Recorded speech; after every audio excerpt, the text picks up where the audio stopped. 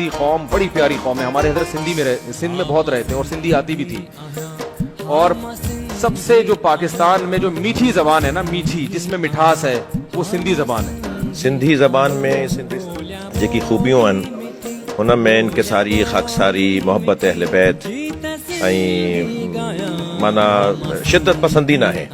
ये सूबा वो है जिसने एक दिन के लिए भी अंग्रेज की हुकूमत को दिल से तस्लीम नहीं किया.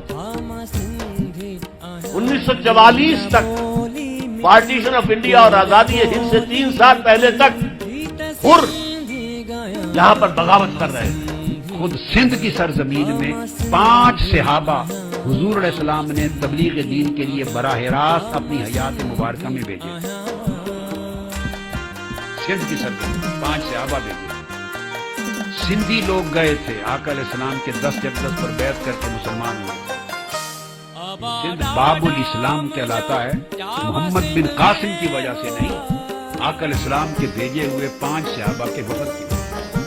इस्लाम तो आ चुका हुआ था यहाँ पे, तो सूफिया अपने चक्कर में डालते हैं हम इस्लाम लेके आए.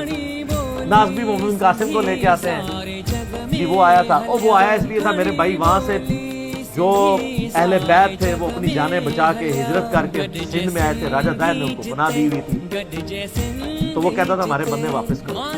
तो जिन अहले बैत के साथ जुल्म हुए ना, उनसे भी तो पूछे. अहले बैत में से सुन्नी हो या शिया सैयद जहाँ पे भी मौजूद हैं, उनसे आप पूछेंगे यहाँ पे मोहम्मद बिन कासिम क्या लेने आए थे.